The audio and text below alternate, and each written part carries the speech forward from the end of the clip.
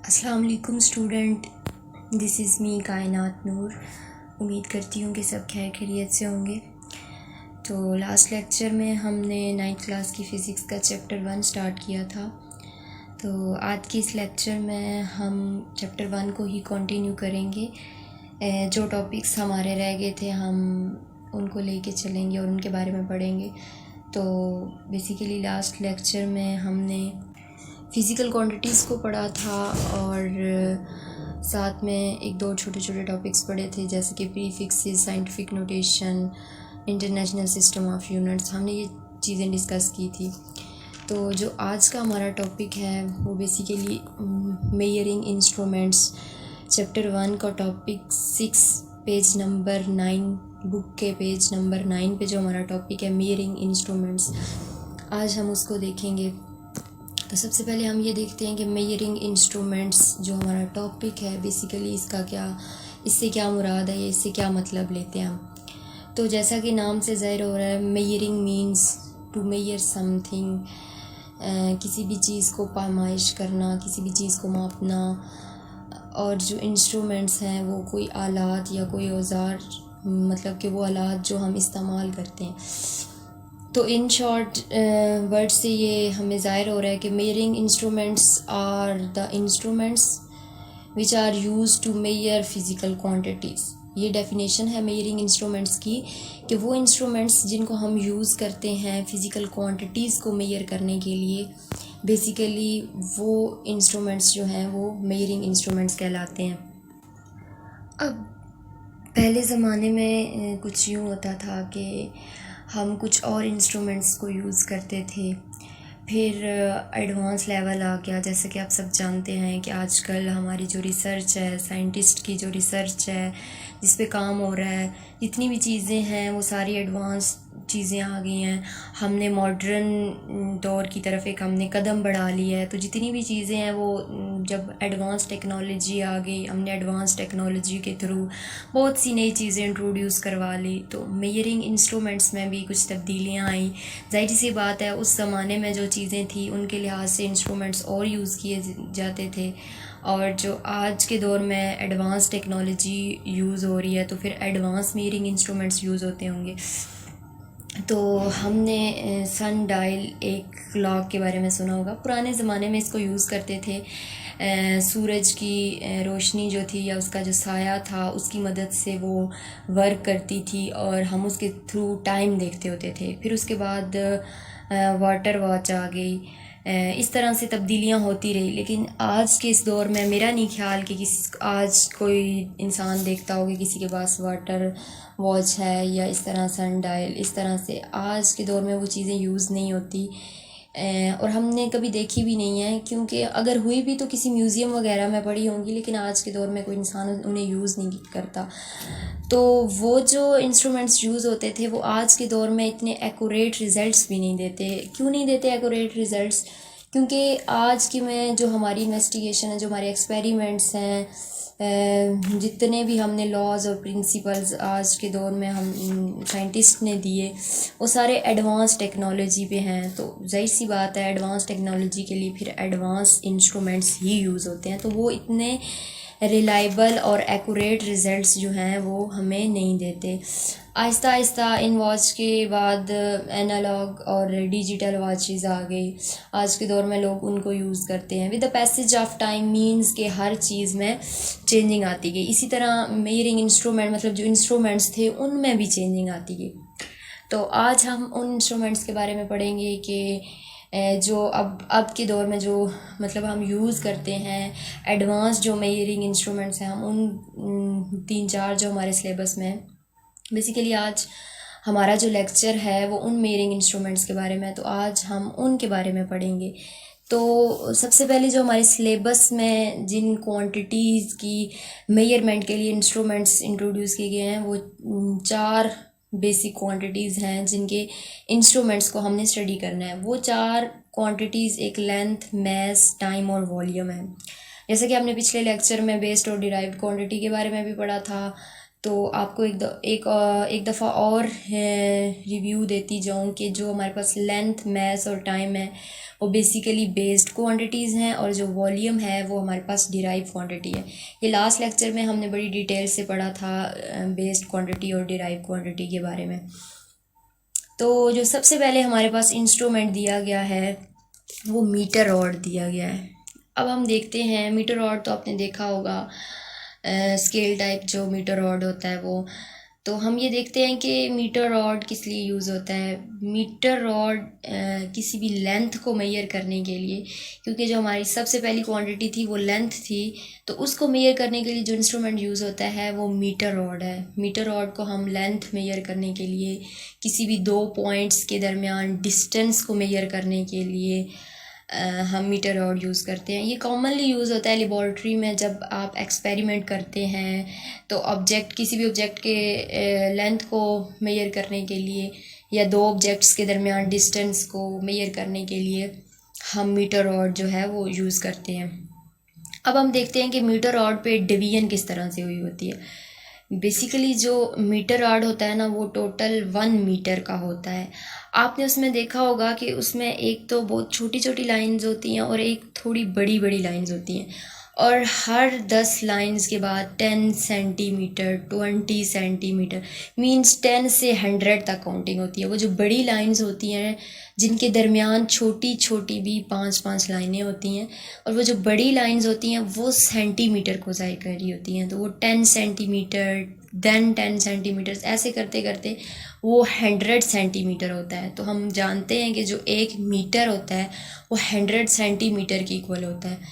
अब उन 100 जो 10 सेंटीमीटर्स की लाइंस होती हैं उनमें वो छोटी छोटी लाइंस होती हैं वो बेसिकली मिलीमीटर होती हैं। 1 सेंटीमीटर्स को फर्दर 10 स्मॉल डिवीजन में डिवाइड किया होता है, मींस कि 1 मिलीमीटर, 2 मिलीमीटर, वो जब 10 लाइंस कंप्लीट होती हैं देन 1 सेंटीमीटर वो जो है वो कंप्लीट होता है।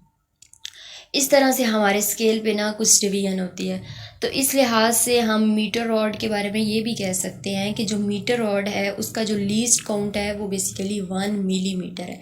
लीस्ट काउंट मींस के इस इंस्ट्रूमेंट्स की मदद से कम वैल्यू कौन सी होती है जिसको हम मेजर कर सकते हैं। तो मिलीमीटर में हम वैल्यूज़ को मेजर कर सकते हैं, क्योंकि इस मीटर रॉड पे जो डिवीजन है वो मिलीमीटर, सेंटीमीटर और मीटर के लिहाज से है। तो इसका मतलब ये है कि हम मिलीमीटर से भी मेजर कर सकते हैं कोई चीज़, अगर बहुत माइन्यूट लेवल पे, वो बहुत छोटी छोटी चीज़ है कोई, उसकी मेजर भी हम कर सकते हैं। उसकी मेजरमेंट के लिए भी हम ये वाला इंस्ट्रूमेंट यूज़ कर सकते हैं। तो हम कह सकते हैं कि जो इसका लीस्ट काउंट है वो बेसिकली मिलीमीटर है। तो ये थी मीटर रॉड के बारे में थोड़ी सी एक्सप्लेनेशन कि हम इसको लेंथ और डिस्टेंस मेजर करने के लिए यूज़ करते हैं, और इस पे डिवीजन किस तरह से हुई होती है, 10 सेंटीमीटर, देन 10 सेंटीमीटर, इस तरह करके वो 1 मीटर बनता है। और फिर सेंटीमीटर के अंदर छोटी छोटी लाइंस जो होती हैं वो मिलीमीटर की होती हैं। और फिर इसका लीस्ट काउंट हमने देखा कि जो मीटर रॉड का लीस्ट काउंट होता है वो 1 मिलीमीटर होता है। अब जो सेकंड हमारे पास चीज़ दी गई है या इंस्ट्रूमेंट दिया गया है वो बेसिकली मेजरिंग टेप है। मेजरिंग टेप आपने देखी होगी, ये छोटी सी, मैंने साथ में एक छोटी सी ऐसे शक्ल सी, डायग्राम सी बनाई हुई है। तो ऐसे सर्कल टाइप में एक मेजरिंग टेप होती है। अक्सर जब जगह की पैमाइश करनी होती है, एरिया, तो उसके लिए वो मेजरिंग टेप यूज़ होती है। तो बात यहाँ पे ये आती है कि मीटर रॉड की बजाय हम मेजरिंग टेप को क्यों यूज़ करते थे। हमारे पास कुछ चीज़ें ऐसी आ जाती हैं जिनकी मेजरमेंट जो है वो मीटर रॉड से पॉसिबल तो होती है, लेकिन उसमें थोड़ा टाइम कंज्यूमिंग होती है। उसके लिए हमें बहुत ज़्यादा स्ट्रगल मीन्स के थोड़ी बहुत मेहनत करनी पड़ती है, अच्छा खासा टाइम कंज्यूम होता है। जिस तरह से हमारे पास लेट्स सपोज एक बहुत बड़ा टेबल है या कोई गाड़ी है, बहुत बड़ी गाड़ी है, उसको मेजर करना, उसकी लेंथ को मेजर करना है। तो क्या अब ऊपर एक दफ़ा मीटर रॉड रखा, फिर दूसरी, तीसरी, चौथी, इस तरह रखते रखते इंसान थक जाता है और काफ़ी टाइम लगता है फिर उसको मेजर करते वक्त। तो इसलिए मेजरिंग टेप जो है वो मोर एक्यूरेट थी मीटर रॉड से, और ईजियर भी वे है मीटर रॉड से, इजीली मूवेबल भी है। मीटर रॉड तो बस एक ही तरह का स्केल टाइप ही है, उसको जिधर रखना है वो सीधा रखना रखना है। और जो मेजरिंग टेप है उसको हम इस तरह से टेबल के नीचे या गाड़ी के नीचे टायर्स और इस तरह से उसकी शेप बनी हुई होती है, तो हम ऐसी चीज़ों को ना मेजरिंग टेप से इजीली मेजर कर सकते हैं, जो कि मीटर रॉड से थोड़ी टफ होती हैं, क्योंकि बार बार मीटर रॉड को रखना, फिर पैमाइश करना, फिर लिखना, तो इस तरह से थोड़ा टाइम लग जाता है। अब जो हमारे पास मेजरिंग टेप होती है वो एक उसके अंदर जब हम उसको खोलते हैं तो उसके अंदर एक थिन एंड लॉन्ग स्ट्रिप होती है जिसके ऊपर डिवीजन हुई हुई होती है, जिसकी मदद से हम पैमाइश करते हैं। तो अब मेजरिंग टेप पे किस तरह से हम उसकी मेजरिंग डिवीजन किस तरह से होती है, उसकी जो डिवीजन होती है वो बेसिकली सेंटीमीटर और मिलीमीटर में होती है, जो मेजरिंग टेप में हुई हुई होती है। मेजरिंग टेप में जिस तरह से हम सेंटीमीटर, 10 सेंटीमीटर, 20 सेंटीमीटर, 30 सेंटीमीटर इस तरह से मेजर कर सकते हैं। इसके साथ साथ मेजरिंग टेप से हम इंचज़ जो है ना उससे भी, मतलब उसको हम 1 इंच भी कंसीडर करके और इस तरह करके उस तरीके से भी हम इसकी मेजरमेंट कर सकते हैं। किसी भी चीज़ की मेजरिंग टेप की मदद से हम इस तरह से भी पैमाइश कर सकते हैं। तो ये थे दो जो हमारे पास बेसिकली लेंथ को मेजर करने के लिए हमारे पास 2 इंस्ट्रूमेंट्स दिए गए थे, मीटर रॉड और मेजरिंग टेप। तो जो नेक्स्ट हमारे पास इंस्ट्रूमेंट दिया गया है वो बेसिकली वर्नियर कैलिपर्स है। बहुत इम्पोर्टेंट इंस्ट्रूमेंट है वर्नियर कैलिपर्स, लेबॉर्ट्रीज़ में अक्सर यूज़ होता है। और जो सबसे पहला इंस्ट्रूमेंट्स क्योंकि मीटर रॉड से तो अक्सर स्टूडेंट्स नोन होते हैं, वो जानते होते हैं पहले से मीटर रॉड और मेजरिंग टेप, क्योंकि ये घर में भी इस्तेमाल होने वाले इंस्ट्रूमेंट्स हैं। लेकिन जो वर्नियर कैलिपर्स है वो बेसिकली घर में तो ऐसे कोई भी यूज़ नहीं करता, उसको लेबॉर्ट्री में यूज़ किया जाता है बहुत से इंस्ट्रूमेंट्स की पैमाइश करने के लिए, मेजर करने के लिए। तो ये जो वर्नियर कैलिपर्स है बेसिकली ये बहुत इम्पोर्टेंट इंस्ट्रूमेंट है। तो हम देखते हैं कि वर्नियर कैलिपर में क्या होता है। सबसे पहले हम देख लेते हैं कि जब हमने मीटर रॉड और मेजरिंग टेप के बारे में तो पढ़ लिया, वर्नियर कैलिपर्स की हमें क्यों ज़रूरत पड़ी। लेट्स सपोज एक छोटी सी एग्जांपल देती हूँ कि तो जो हमारे पास मीटर रॉड होता है कि लेट्स सपोज एक चीज़ हमारे पास इतनी छोटी है कि अगर हमने उसको मीटर रॉड के ऊपर रखा है तो वो हमारे पास 7-8 मतलब इस तरह है, 7-8 सेंटीमीटर है। 7-8 सेंटीमीटर मीन्स बहुत छोटी चीज़। अब उसके अंदर जब मिलीमीटर की डिवीजन है तो 7-8 मिलीमीटर है। सेंटीमीटर तो थोड़ी सी बड़ी चीज़ होती है, अगर हम उसको और भी थोड़ा छोटा कर लें 7-8 मिलीमीटर है। तो आप देखें कि मिलीमीटर के अंदर फिर कितने 0.7, 0.8, 0.9 मतलब इस तरह। और अगर 7-8 मिलीमीटर है तो उसके दरमियान कितने पॉइंट्स आते हैं, 0.1, 2, 3, 4 आगे चलते चलते फिर 8 तक पहुंचना, तो उसके दरमियान भी कितने छोटे छोटे कितने और भी पॉइंट्स आते हैं। तो जब हम इतने माइन्यूट लेवल तक किसी भी चीज़ को मेजर करने लगते हैं, मीन्स कि मिलीमीटर से भी नीचे माइन्यूट लेवल तक, तो उसकी एक्यूरेसी के लिए मीटर रॉड और मेजरिंग टेप जो है वो इतने एक्यूरेट और रिलायबल रिजल्ट्स हमें नहीं देते, क्योंकि ये तो मिलीमीटर और सेंटीमीटर की हद तक किसी भी चीज़ को मेजर करने के लिए मीटर रॉड और मेजरिंग टेप जो है वो बेसिकली बहुत अच्छे इंस्ट्रूमेंट्स हैं। लेकिन जब हम मिलीमीटर से भी नीचे की किसी चीज़ की पैमाइश, मतलब उससे भी नीचे माइन्यूट लेवल पे किसी ऑब्जेक्ट की मेजरमेंट करना चाहते होते हैं, तो वो इतने एक्यूरेट रिजल्ट नहीं देते। उसके लिए फिर हमने वर्नियर कैलिपर्स जो है वो साइंटिस्ट ने इसको इंट्रोड्यूस करवाया।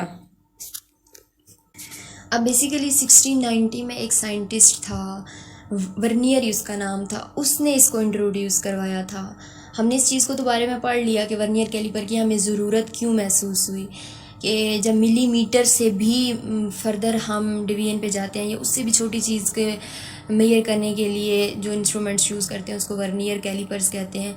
अब लेट्स सपोज के मैंने यहाँ पे लिख दिया 1 मिलीमीटर, आपको 1 मिलीमीटर के अंदर भी 10 फर्दर छोटी छोटी लाइंस नज़र आ रही होंगी। मीन्स क्या कि 1 मिलीमीटर का 10वां हिस्सा, मैंने इसको मज़ीद 10वें, इसको इतना जूम कर दिया मैंने कि मैंने इसको मज़ीद 10 पे डिवाइड कर लिया। तो जब 10 पे डिवाइड किया तो 0.1 मिलीमीटर, मीन के 0.1 मिलीमीटर। अब देखिए मिलीमीटर कितनी छोटी सी चीज़ होती है, अब उसका भी 10वां हिस्सा मीन्स कि बहुत छोटी चीज़, उसको भी मेजर कर सकते हैं हम वर्नियर कैलिपर से। तो जब 0.1 मिलीमीटर की बात आ गई तो हम यहाँ पे ये भी कह सकते हैं, जिस तरह से हमने मीटर रॉड में लीस्ट काउंट के बारे में पढ़ा था, वो 1 मिलीमीटर था। अब वर्नियर कैलिपर का हमारे पास लीस्ट काउंट क्या हो सकता है? लीस्ट काउंट मैंने आपको पहले भी थोड़ा सा बताया कि वो मेयर्स के जो लीस्ट, मतलब सबसे नीचे लेवल तक, जो माइन्यूट लेवल तक, मतलब उस इंस्ट्रूमेंट्स की मदद से हम कहाँ तक मेयर कर सकते हैं, कितनी काउंट कर सकते हैं उस मेयरमेंट, जो इंस्ट्रूमेंट हमने यूज़ किया हुआ उसकी मदद से कितनी मेयरमेंट कर सकते हैं।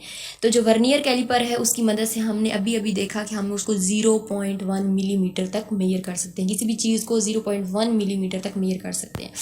तो वर्नियर कैलिपर का हमारे पास लीस्ट काउंट क्या हो गया? 0.1 मिलीमीटर। मज़ीद अगर हम इसको सेंटीमीटर में देखें तो ये हमारे पास 0.01 सेंटीमीटर आ जाता है। अब थोड़ा सा हम वर्नियर कैलिपर जो हमने इधर ड्रा किया उसकी तरफ देखते हैं कि उसमें क्या क्या होता है। उसमें बेसिकली एक हमारे पास मेन स्केल होता है, जो आपको नज़र आ रहा होगा, ये हमारे पास मेन स्केल है, जिसकी डिवीजन जो है वो सेंटीमीटर में उसकी डिवीजन हुई होती है। मेन स्केल, जिस तरह से मीटर रॉड का स्केल था उसकी डिवीजन भी सेंटीमीटर में हुई थी, इसी तरह ये हमारे पास मेन स्केल है जिसकी सेंटीमीटर में डिवीजन हुई। इसके बाद आपको एक छोटा सा और स्केल नज़र आ रहा होगा जिसको हम वर्नियर स्केल कहते हैं। अब ये जो हमारे पास वर्नियर स्केल होता है, क्योंकि इसमें अप टू 10 तक हमारे पास डिवीजन हुई भी होती हैं, और ये जो हमारे पास वर्नियर स्केल होता है ये हमारे पास मूवेबल स्केल होता है, मतलब हम इसको रोटेट कर सकते हैं, किसी भी जगह पे इसको हम सेट कर सकते हैं। तो हमने क्या देखा कि वर्नियर कैलिपर्स में बेसिकली हमारे पास 2 स्केल होते हैं। एक मेन स्केल होता है जो कि मीटर रॉड की तरह होता है, और एक हमारे पास वर्नियर स्केल होता है जो कि मूवेबल होता है। अब ये जो कॉर्नर की तरह से 2 आपको नज़र आ रहे हैं, मेन स्केल से आगे नीचे एक नोक नमा है और एक ऊपर, ये बेसिकली जाज, इनको हम बोलते हैं जाज। अब ये जो ऊपर और नीचे आपको नज़र आ रहा है ये मेन स्केल के साथ अटैच होता है। तो जब मेन स्केल फिक्स्ड है तो इससे मुराद ये हुआ कि ये वाले जो दोनों जाज हैं ना, ये भी दोनों फिक्स्ड हैं। अब ये जो आपको फिगर में छोटे छोटे एरो नज़र आ रहे हैं, एक ऊपर छोटा सा एरो है, एक नीचे छोटा सा एरो है, ये वाले जो दोनों जाज हैं ये हमारे पास वर्नियर स्केल के साथ, जो मतलब छोटे वाला स्केल है उसके साथ अटैच होते हैं। तो वर्नियर स्केल जो है वो हमारे पास मूवेबल है, तो इससे मुराद ये हो कि ये वाले दोनों जाज जो हैं ये मूवेबल है, और वो जो बाकी दोनों हैं वो फिक्स्ड हुए हुए हैं मेन स्केल के साथ।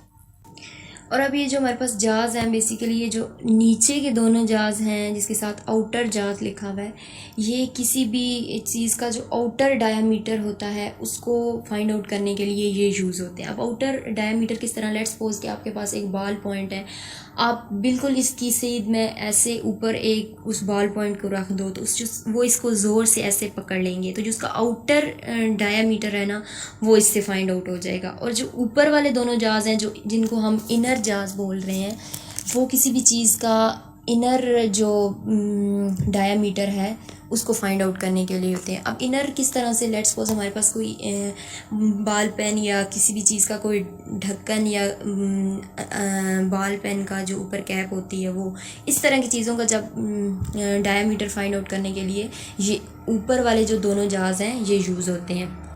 तो ये था बेसिकली हमारे पास इसकी कंस्ट्रक्शन, मतलब वर्नियर कैलिपर्स के फंक्शंस हमने उसके बारे में पढ़ा कि उसका कौन सा हिस्सा क्या कहलाता है और फिर उनका फंक्शन क्या है, वो किस काम के लिए यूज़ होते हैं। हमने 2 स्केल्स के बारे में पढ़ा, जाज के बारे में पढ़ा, इनर आउटर जाज किस लिए यूज़ होते हैं, कौन से जाज फिक्स्ड हैं, कौन से मूवेबल हैं। 2 स्केल है हमारे पास, एक मूवेबल है और एक जो है हमारे पास फिक्स्ड है। और हमने वर्नियर कैलिपर्स के लीस्ट काउंट के बारे में पढ़ा, साथ में हमने ये पढ़ा कि लीस्ट वर्नियर कैलिपर की ज़रूरत क्यों महसूस हुई। अब हम आते हैं वर्किंग ऑफ वर्नियर कैलिपर्स के, वर्नियर कैलिपर्स किस तरह से काम करता है। अब वर्किंग ऑफ वर्नियर कैलिपर्स में जो सबसे पहला पॉइंट है हमारे पास कि मतलब ये किस तरह से काम करता है, हमें इससे किस तरह से काम लेना है, उसमें जो सबसे पहला पॉइंट है वो ज़ीरो एरर है। अब ज़ीरो एरर क्या होता है, लेट्स सपोज छोटी सी एग्जांपल लेते हैं कि जब भी हम कोई नई चीज़ लेने जाते हैं, मार्केट जाते हैं, स्टोर जाते हैं, कहीं भी कोई चीज़ लेने जाते हैं, मोबाइल ख़रीदने जाते हैं, तो सबसे पहले हम मोबाइल को देखते हैं, उसके सारे फंक्शंस को ऑन करके देखते हैं कि आया ये ठीक से काम कर रहा है। अगर एक छोटी सी बात करूं तो जब हम कैलकुलेटर लेने भी जाते हैं तो उसको भी पहले हम खोल के देखते हैं कि ये सारे फंक्शन जो हैं इसके अच्छे से काम कर रहे हैं, ये कैलकुलेशन अच्छे से कर रहा है या नहीं। मीन्स के कोई भी चीज़ लेते हैं तो सबसे पहले हम उसको देखते हैं कि ये काम कर रहा है। बाइक लेते हैं, गाड़ी लेते हैं, उसको चलाते हैं, उसके फंक्शंस को देखते हैं। तो जब हमने वर्नियर कैलिपर को यूज़ करना है, सेम लाइक एज इसको भी सबसे पहले हम देखेंगे कि इसमें भी तो कोई इसके किसी फंक्शन में या इसकी किसी चीज़ में कोई ख़राबी तो नहीं है। बेसिकली वो हमारे पास ज़ीरो एरर होता है।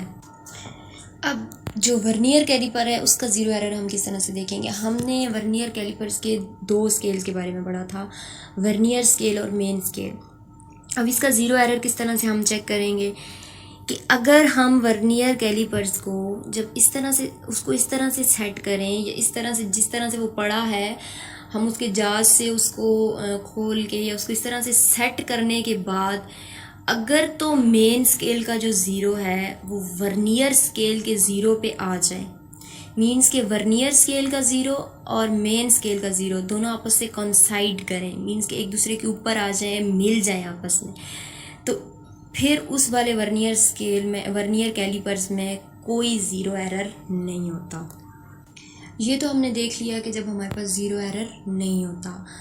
अब हम ये बात करते हैं कि हमारे पास ज़ीरो एरर होता कब है। ज़ीरो एरर तब होगा जब हम वर्नियर कैलिपर्स को सेट करने के बाद हमारे पास मेन स्केल का ज़ीरो और हमारे पास वर्नियर स्केल का ज़ीरो आपस में कोइंसाइड ना करें, मतलब वो आपस में मिल नहीं रहे होते, एक दूसरे के ऊपर नहीं आ रहे होते, तो तब हम कहते हैं कि हमारे पास ज़ीरो एरर है इस इंस्ट्रूमेंट में। अब ये जो हमारे पास ज़ीरो एरर होता है ये पॉजिटिव ज़ीरो एरर भी हो सकता है, नेगेटिव ज़ीरो एरर भी हो सकता है, क्योंकि हमने इसमें करेक्शन के बारे में भी पढ़ना है कि अगर हमारे पास ज़ीरो एरर अक्कर हो जाता है तो हम उसकी करेक्शन किस तरह से करते हैं। तो सबसे पहले हमें पता होना चाहिए कि वो पॉजिटिव ज़ीरो एरर है या नेगेटिव ज़ीरो एरर है। अब पॉजिटिव ज़ीरो एरर किस तरह से होगा। पॉजिटिव ज़ीरो एरर इस तरह से होगा कि अगर हमारे पास वर्नियर स्केल का जो ज़ीरो है, वर्नियर स्केल का ज़ीरो मेन स्केल के ज़ीरो से राइट की तरफ हो। इस तरह से मैंने एक छोटी सी ये नीचे जूम करके बना के दिखाया है कि अगर तो वर्नियर स्केल का ज़ीरो मेन स्केल से राइट की तरफ हो तो वो जो हमारे पास एरर होता है वो पॉजिटिव ज़ीरो एरर होता है।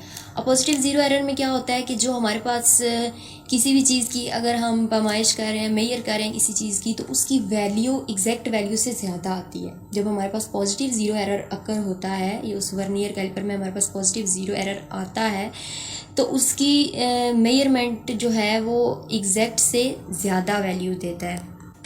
अब ये तो कॉमन सी बात है कि जब कोई वैल्यू हमारे पास ज़्यादा आएगी, लेट्स सपोज कि हम अगर किसी का मैथ मेजर करते हैं तो वो जो हमारे पास मैथ मेजरिंग इंस्ट्रूमेंट है वो मैथ मेजर करने से पहले ही अगर वो 2 kg जो है वो वेट शो कर रहा है कि इसमें 2 kg वेट है, इवन कि कुछ भी नहीं है, तो वो उसका थोड़ा उसमें एरर होगा। तो जब हम मैथ्स को मेजर करेंगे, लेट्स सपोज हमारे पास 40 आता है तो उसमें से हम डेफिनेटली 2 को माइनस करके जो हमारे पास मैथ्स आता है हम कहते हैं कि वो हमारा एग्जैक्ट आंसर है। अब हमने देख लिया कि इसमें जब वर्नियर कैलिपर में हमारे पास एरर आएगा तो इसको हम किस तरह से उसकी करेक्शन करेंगे, किस तरह से हम उसको देखेंगे। तो हम वर्नियर कैलिपर में जब हमारे पास पॉजिटिव एरर आता है, मैंने आपसे बात की कि जब पॉजिटिव एरर आता है तो जो मेजरमेंट है वो एग्जैक्ट से ज़्यादा वैल्यू देती है। तो जाहिर सी बात है फिर हमें जो हमारे पास एग्जैक्ट रिजल्ट आएगा हम उसमें से कितनी ज़्यादा देती है वो जो एरर है, जितना एरर आएगा उसको माइनस करेंगे। अब वो एरर हमें किस तरह से पता चलेगा कि इसमें कितना एरर है, उसको हम किस तरह से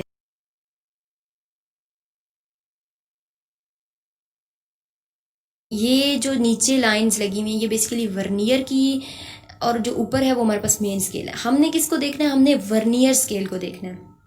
अब हमने ये चीज़ देखनी है कि वर्नियर स्केल की कौन सी लाइन मेन स्केल के साथ कोइंसाइड कर रही है। आप अगर गौर करें तो ये जो छोटी छोटी लाइंस है इनमें जो 4th वाली लाइन है वो मेन स्केल की एक लाइन के साथ कोइंसाइड कर रही है, मतलब कि उसके साथ मिल रही है। छोटे छोटे डॉट्स डाले हैं मैंने कि ये उसके साथ मिल रही है।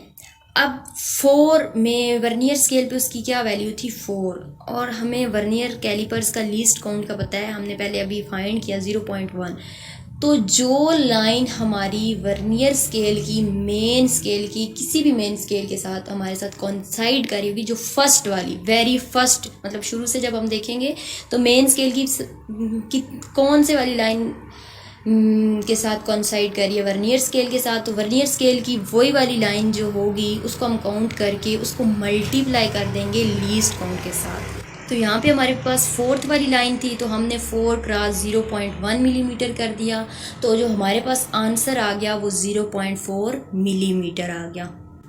सेम लाइक एज अब तो हमने पॉजिटिव ज़ीरो एरर के बारे में पढ़ा, अब हम नेगेटिव ज़ीरो एरर के बारे में पढ़ते हैं कि नेगेटिव ज़ीरो एरर क्या होता है। बेसिकली नेगेटिव ज़ीरो एरर तब होगा, ऊपर हमने ये बात की थी कि अगर हमारे पास वर्नियर स्केल जो है वो मेन स्केल से राइट की तरफ हो तो तब पॉजिटिव होता है, अगर हमारे पास वर्नियर स्केल मेन स्केल से लेफ़्ट की तरफ हो, मीन्स कि वो लेफ़्ट की तरफ हो, तो वो हमारे पास नेगेटिव ज़ीरो एरर कहलाएगा। तो डेफिनेटली जब नेगेटिव ज़ीरो एरर आएगा तो वैल्यू जो हमारे पास एग्जैक्ट वैल्यू है उससे वो वैल्यू कम देगा। तो इसी तरह से जब हम उसको देखेंगे कि कौन सी लाइन कॉन्साइड कर रही है लीस्ट काउंट से मल्टीप्लाई, तो उसमें पॉजिटिव ज़ीरो एरर में वैल्यू ज़्यादा होती थी, इसलिए हम उसको सब्ट्रैक्ट कर लेते थे। जो हमारे पास वैल्यू आएगी उसके बाद हम दूसरी वैल्यू को उसके साथ सब्ट्रैक्ट कर लेंगे, और जब नेगेटिव ज़ीरो एरर आएगा तो हम वो वाली वैल्यू उसमें ऐड कर देंगे। अब हम किसी भी सॉलिड सिलेंडर, लेट्स सपोज कि हमारे पास सॉलिड सिलेंडर है तो उसका हमने डायामीटर फाइंड करना है, तो उसका डायामीटर हम वर्नियर स्केल की मदद से किस तरह से फाइंड करेंगे हम वो देखते हैं कि उसका हम क्या करेंगे, जो हमारे पास वो सॉलिड सिलेंडर है उसको जाज़ के दरमियान रख के हम उसको टाइट करेंगे, मतलब कि जो हमारे पास जाज़ हैं हम उनको टाइट करना शुरू कर देंगे। हमारे पास मेन स्केल पे कुछ रीडिंग शो हो रही होंगी, जब जाज़ के दरमियान हम उस चीज़ को जेंटली उसको जाज़ के दरमियान रख के जब उसको टाइट करेंगे तो हमारे पास मेन स्केल पे कुछ रीडिंग शो हो जाएंगी। तो वो जो मेन स्केल पे रीडिंग होगी सबसे पहले तो हम उसको देख लेंगे कि हमारे पास मेन स्केल पे कौन सी रीडिंग आ रही है। फिर हम वर्नियर स्केल पे देखेंगे कि वर्नियर स्केल की कौन सी रीडिंग मेन स्केल के साथ कॉन्साइड करी। सबसे पहले तो हमने मेन स्केल की रीडिंग नोट कर ली, फिर वर्नियर स्केल की कौन सी रीडिंग मेन स्केल के साथ कॉन्साइड कर रही है वो वाली रीडिंग लेके उसको हम लीस्ट काउंट के साथ मल्टीप्लाई करेंगे, और फिर हम उसको ऐड कर देंगे जो हमारे पास मेन स्केल की रीडिंग हमने पहले नोट की थी। तो इस तरह से हमारे पास वो जो सॉलिड सिलेंडर है उसका जो डायमीटर है हम फाइंड कर लेंगे। मज़ीद इसको एक्यूरेट बनाने के लिए हम 2 से 3 दफ़ा इसी तरह से सिलेंडर को सॉलिड जो सिलेंडर है उसको जाज़ के दरमियान रख के तो 2-3 दफ़ा इसी तरह रीडिंग मेन स्केल की लेके वर्नियर स्केल की लीस्ट काउंट से मल्टीप्लाई करके दोनों को ऐड करके हम 2-3 दफ़ा रीडिंग लेंगे, तो फिर हम जो एक्यूरेट रीडिंग होगी हमारी हम उसको कर लेंगे। नेक्स्ट हम एक एग्जाम्पल देखते हैं, उसमें अगर आपको यहाँ पे आपके कोई थोड़े बहुत कंसेप्ट नहीं क्लियर हुए तो नेक्स्ट एग्जाम्पल में हम देखते हैं कि हमें एग्जाम्पल में क्या पूछा गया है। एग्जाम्पल बेसिकली हमारे पास ये है कि आप अगर बुक का पेज नंबर 12 देखें तो उस पर एग्जाम्पल दी हुई गई है कि find the diameter of the cylinder placed between the outer jaws of vernier caliper. Vernier caliper के आउटर जाज के दरमियान एक सिलेंडर प्लेस किया गया, आप उसका डायामीटर फाइंड करो। तो सबसे पहले हम ज़ीरो करेक्शन के बारे में देख लेते हैं। अब ज़ीरो करेक्शन के लिए हमने सबसे पहले ये देखा, जब हमने वर्नियर कैलिपर्स के जाज को क्लोज़ किया, हमने सिलेंडर को प्लेस करके जब क्लोज़ किया तो हमने मेन स्केल की रीडिंग देखी, वो हमारे पास 0.0 सेंटीमीटर थी। फिर हमने वर्नियर स्केल पे देखा कि उसकी कौन सा स्केल जो है वो कॉन्साइड कर रहा है मेन स्केल के साथ, वो हमारे पास 7 डिवीजन थी। फिर हमने उसको मल्टीप्लाई कर लिया लीस्ट काउंट के साथ, वो हमारे पास 0.07 सेंटीमीटर आ गई। फिर हमने इसको मेन स्केल के साथ ऐड करना है, तो 0 + 0.07 तो बेसिकली हमारे पास 0.07 सेंटीमीटर ही आता है। तो ये हमने इसकी ज़ीरो करेक्शन जो है वो हमने फाइंड कर ली। अब हम डायामीटर की तरफ जाते हैं। तो डायामीटर में मेन स्केल की रीडिंग जब आई, जब हमने उसको रखा आउटर जाज के दरमियान, उसको टाइटली हमने प्लेस्ड किया, तो हमारे पास मेन स्केल की जो रीडिंग आई थी वो 2.2 थी। और फिर हमने जब वर्नियर स्केल की डिवीजन देखी तो उसमें हमारे पास 6 डिवीजन ऐसी थी जो कि कोइंसाइड कर रही थी मेन स्केल के साथ, और वो 6 को हमने लीस्ट काउंट से मल्टीप्लाई किया, वो हमारे पास आ गया 0.06। अब हमने 0.06 को मेन स्केल रीडिंग जो हमने ऑब्ज़र्व की थी, ऊपर वाला तो हमने ज़ीरो करेक्शन की उसकी कि उसमें कौन जो हमने पहले फाइंड किया था पॉजिटिव ज़ीरो करेक्शन है नेगेटिव, ऊपर वाले तो हमने करेक्शन की, नीचे वाले अब हम डायमीटर जो है वो फाइंड कर रहे हैं। तो सेम लाइक एज हमने ऑब्जर्व किया था कि जो मेन स्केल की रीडिंग थी वो 2.2 थी, तो 2.2 में 0.06 को ऐड कर लेंगे, वो हमारे पास 2.26 आ गया। अब हमने करेक्ट डायमीटर जो फाइंड करना है, हमने देखा था कि जो ऊपर हमारे पास ज़ीरो एरर जो हमने जिसको फाइंड किया था वो हमारे पास बेसिकली वो जो हमने फाइंड किया था वो हमारे पास पॉजिटिव ज़ीरो एरर था। तो हमने देखा था कि पॉजिटिव ज़ीरो एरर के लिए हम चीज़ को सब्ट्रैक्ट करते हैं, एग्जैक्ट वैल्यू हमारे पास 2.26 आई, लेकिन इसमें हमारे पास जो एरर हमने फाइंड किया था वो हमारे पास 0.07 का एरर था। तो अब हम 2.26 में से 0.07 को माइनस कर लेंगे तो 2.19 सेंटीमीटर हमारे पास जो आंसर आएगा, ये हमारे पास बेसिकली एग्जैक्ट जो है वो डायामीटर है जो कि हमें एक सिलेंडर दिया गया था और उसको वर्नियर कैलिपर्स में प्लेस्ड किया था। तो आज के लेक्चर में हमने मेजरिंग इंस्ट्रूमेंट्स के बारे में पढ़ा, जिसमें metre rod, measuring tape, vernier callipers के बारे में बहुत डीपली पढ़ा, उसकी कंस्ट्रक्शंस, उसके जितने फंक्शन हैं वो किस तरह से काम करते हैं, फिर हम उसमें ज़ीरो एरर किस तरह से फाइंड आउट करते हैं, किस तरह से हमें पता चलता है कि ज़ीरो एरर, फिर उसका वर्किंग प्रिंसिपल देखा, किस तरह से वो काम करता है, किसी भी चीज़ का डायामीटर फाइंड करने के लिए हम किस तरह से फाइंड करते हैं। सबसे पहले ज़ीरो एरर की करेक्शन करते हैं, फिर उसके बाद डायामीटर फाइंड करते हैं, फिर जब करेक्शन करते हैं ज़ीरो एरर की तो देखते हैं पॉजिटिव है या नेगेटिव ज़ीरो एरर है। ये सारी चीज़ें देखने के बाद हम कैलकुलेशन करते हैं। तो उम्मीद करती हूँ कि आपको आज के लेक्चर की समझ आ गई होगी। मज़ीद जब आप वर्नियर कैलिपर को कभी लैब में एक्सपेरिमेंट करने के दौरान जब आप इसको यूज़ करेंगे, ख़ुद जब तक किसी काम को आप खुद से नहीं करेंगे तो आपको समझ नहीं आएगी। तो जब आप इस वर्नियर कैलिपर्स को खुद से उठा के देखेंगे, उसके फंक्शंस को देखेंगे और उसको यूज़ करेंगे तो ऑटोमेटिकली आपको समझ आ जाएगी। तो नेक्स्ट जो टॉपिक स्क्रू गेज वाला है, मज़ीद जो इसका एक और मेजरिंग इंस्ट्रूमेंट जो हमारा रिमेनिंग रह गया है और जो टॉपिक रह गया, इंशाल्लाह कल के लेक्चर में हम उसको वाइंड अप करेंगे। तो आज के लिए मैं इजाज़त चाहती हूँ। उम्मीद करती हूँ कि आपको आज का लेक्चर जो है वो अच्छे से समझ आ गया होगा। अल्लाह हाफिज़।